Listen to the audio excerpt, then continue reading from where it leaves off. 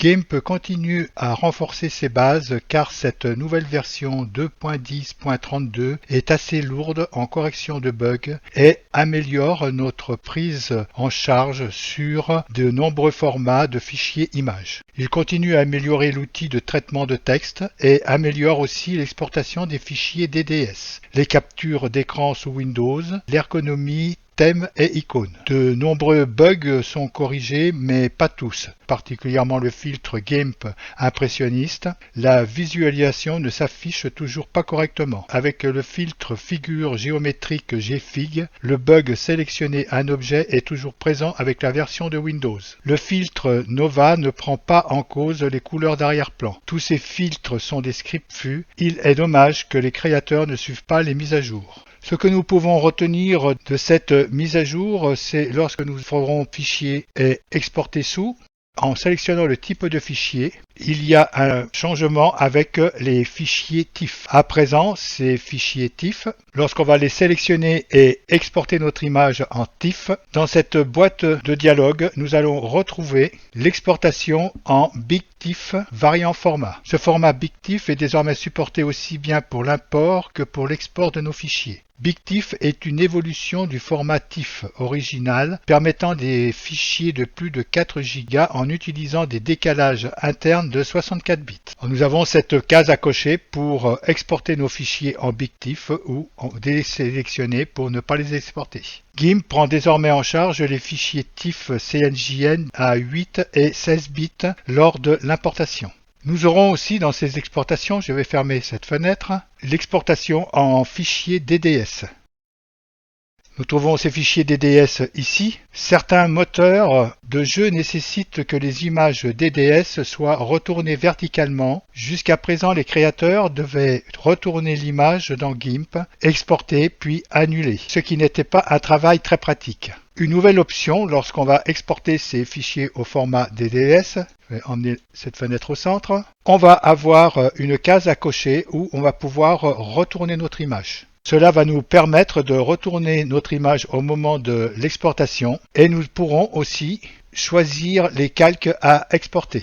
À présent, une option calque visible. Cela va nous permettre d'exporter soit l'intégralité du rendu de l'image ou sinon que d'un seul calque. Ainsi, en fonction de votre utilisation au travail, vous n'aurez plus à aplatir votre image pour annuler cette action ultérieurement avant l'exportation. Vous pourrez cocher cette case pour exporter tous les calques visibles. Je vais refermer cette boîte de dialogue.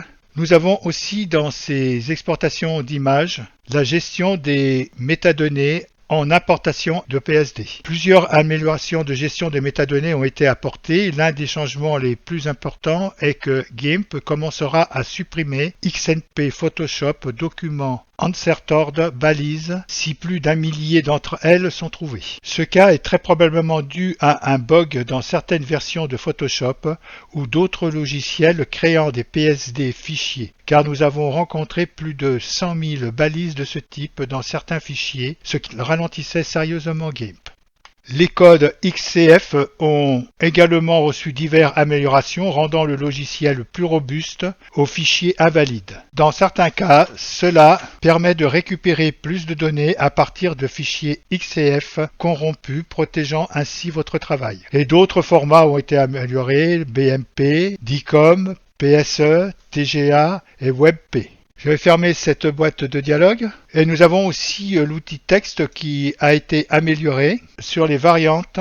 L'outil texte prend désormais en charge les clips localisés. C'est la représentation graphique en fonction de la valeur de l'option de l'outil de langue. C'est utile si vous écrivez dans des langues avec des variantes régionales, par exemple serbe ou l'ukrainien, qui utilisent le même alphabet cyrillique avec 5 lettres ayant des variantes régionales.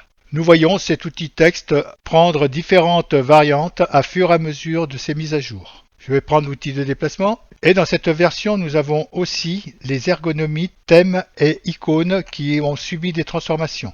À présent, lorsque nous survolons autour de l'œil et un lien, cela va nous présenter la fonction comme ceci. Et quand nous appuyons, vous voyez que au survol, on pourra voir le visu comme ceci, où on a ces carrés que nous n'avions pas dans les anciennes versions. Nous aurons aussi dans les arborations de dialogue avec les outils couche, canal et chemin. Je vais prendre l'outil chemin et dans l'outil chemin, suivant le thème que vous allez avoir des modifications dans ces fenêtres afin de faciliter votre navigation. Ceci va être valable dans les thèmes sombres où un effet de survol sur les éléments du menu ratio ont été ajoutés pour améliorer la visibilité, et aussi dans les thèmes d'icônes couleurs, de fines bordures contrastées ont été ajoutées aux icônes fermées et détachées. J'ai le thème de base de GIMP, donc je ne pourrai vous montrer ces nouveaux effets. Ces effets sont sur les thèmes d'icônes de couleur. Par contre, la capture d'écran sous Windows a été améliorée. Lorsqu'on fait Fichier et Créer et Capture d'écran, dans la boîte de dialogue qui va s'ouvrir, nous avons deux nouvelles options qui vont être inclure le pointeur de la souris lorsqu'on va inclure les décorations de fenêtres, ou sinon quand on va prendre une capture d'écran en entier, on pourra aussi, en cochant cette case, inclure le pointeur de la souris. Cette fonction va nous être utile car elle est disponible sur d'autres formats et maintenant implantée dans Windows. Je vais fermer cette fenêtre. Et dans les outils et les actions GEGL, avec GIMP 2.10.32, c'est la première version stable avec les optimisations. Maintenant, elle a été testée et débuggée dans la version de développement. Celle-ci a été publiée, corrigeant en particulier des bugs que comportait Windows. Nous avions des bugs lorsqu'on cliquait sur des éléments comme Fractal Explorer. À présent, ces bugs sont corrigés. Voici tout ce que nous pourrons retenir sur cette version qui a été améliorée question ergonomie, de compatibilité et aussi sur des corrections de bugs importants. Mais il n'y a pas de gros changements dans la gestion de notre travail. Une fois de plus, je ne changerai pas de vidéo sur le tutoriel GIMP 2.10 à la dernière version, excepté la vidéo de la capture d'écran qui sera modifiée sur le tutoriel. Ceci termine cette vidéo sur cette mise à jour de GIMP 2.10.32.